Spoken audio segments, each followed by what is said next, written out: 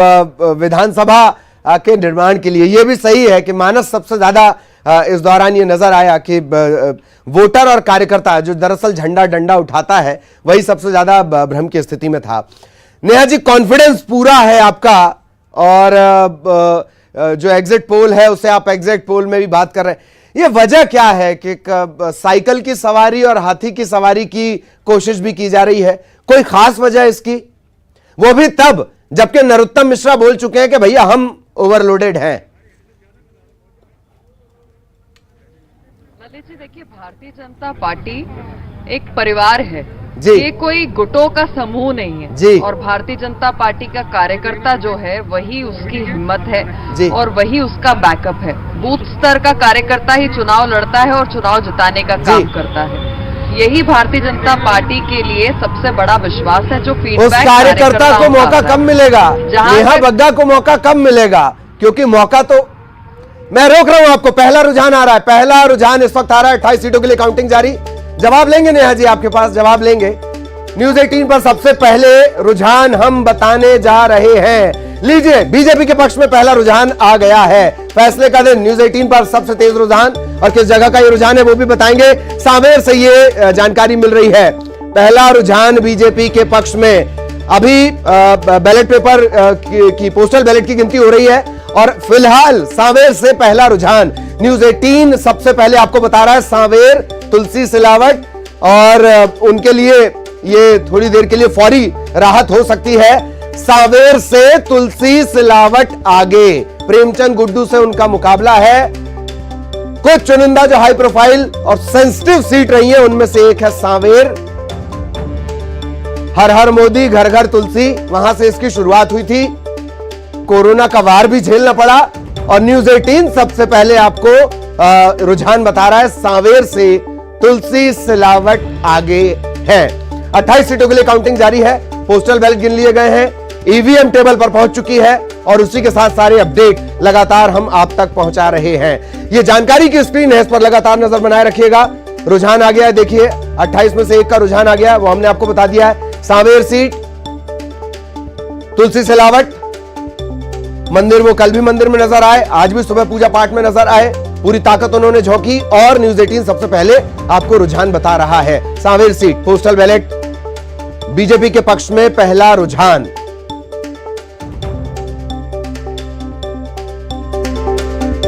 तो लगातार अपडेट हम आपको बताते रहेंगे। मेहमान लगातार हमारे साथ बने हुए हैं, मेहमानों से भी हमारी चर्चा जारी रहेगी। तो न्यूज 18 सबसे पहले आपको रुझान बता रहा है सांवेर सीट बीजेपी के पक्ष में। फिलहाल यह रुझान है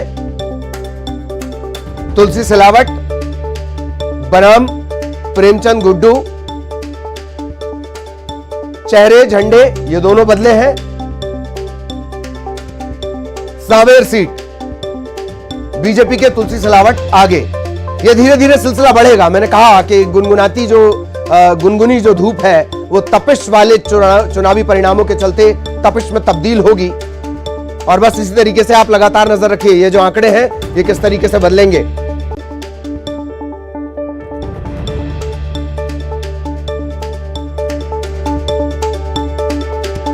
तो आज है फैसले का दिन, द जजमेंट डे भी आप इसे कह सकते हैं। बहुत सारे नेताओं के लिए आज का जजमेंट डे भी है, कयामत का दिन।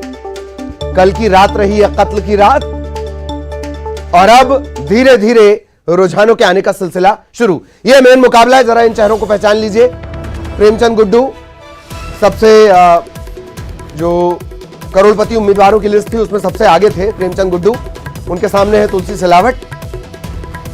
चुनाव कैंपेन दोनों का आपने देखा है, लगातार मेहनत दोनों प्रत्याशियों ने की, लेकिन सांवेर किसे अपने सिर माथे पर बिठाएगा वो अब साफ होना धीरे धीरे शुरू हो जाएगा। फिलहाल जो पहला रुझान आया है बीजेपी के पक्ष में, सांवेर तुलसी सिलावट के लिए फौरी राहत की खबर। फौरी राहत इसलिए, अभी कई राउंड की ये तो शुरुआत है, अभी आगे और काउंटिंग चलेगी। फैसले का दिन, प्रेमचंद गुड्डू बनाम तुलसी सिलावट, पहला रुझान यहीं से आया है। सांवेर से तुलसी सिलावट आगे।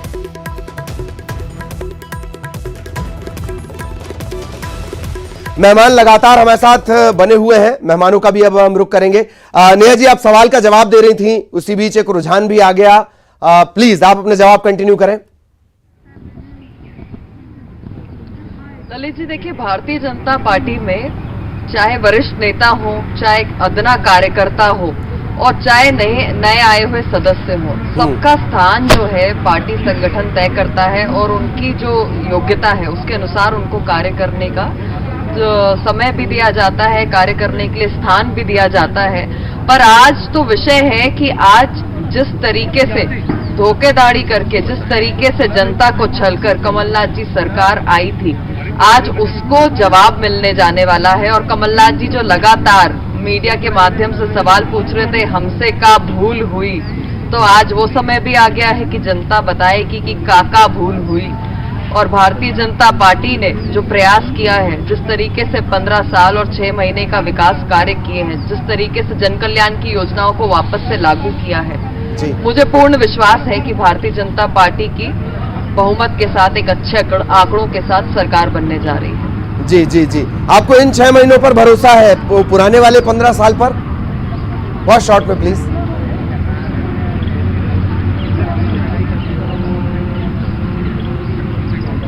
आपने क्या पूछा? जी, आपको इन 6 महीनों पर ज्यादा भरोसा है या जो पुराने 15 साल थे उन पर ज्यादा भरोसा है?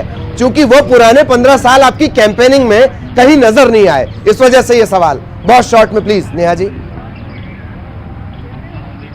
ललित जी देखिए, डेवलपमेंट के जो कार्य होते हैं वो एक कंटिन्यूअस प्रोसेस होता है जी। 2003 में जिस तरीके से मध्य प्रदेश का बेड़ा गर्क हुआ था, जिस तरीके से मध्य प्रदेश का बंटाधार हुआ था, अगर ये कंटिन्यूअस प्रोसेस है रहा, तो नेहा जी 6 महीने की सरकार के नाम पर आप विकास के नाम पर कैसे वोट मांग सकते हैं? अगर ये कंटिन्यूअस डेवलपमेंट है तो देखिए, मैं आपको बताती हूँ कैसे मांग सकते हैं। 15 साल से पहले जो सरकार मिली, उस समय ना आपको बिजली दिखाई देती थी, ना सड़कें दिखाई देती थी, ना ही शिक्षा के लिए स्कूल का कोई इंफ्रास्ट्रक्चर दिखाई देता था।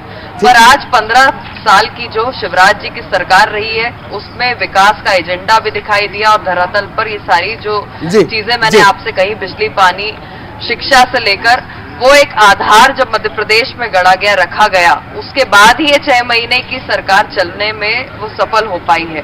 और एक कोरोना पैंडेमिक के समय जिस तरीके से शिवराज जी ने हर वर्ग को ध्यान में रखते हुए जो विकास की योजनाओं को वापस लागू करने का काम किया है, यही आधार बनेगा। और आज शाम तक जब नतीजे आएंगे तो आपको अंतर दिखाई देगा इस 6 महीने की सरकार में और 15 माह की सरकार में। जी जी जी, चलिए ठीक है, आपके पास हम आते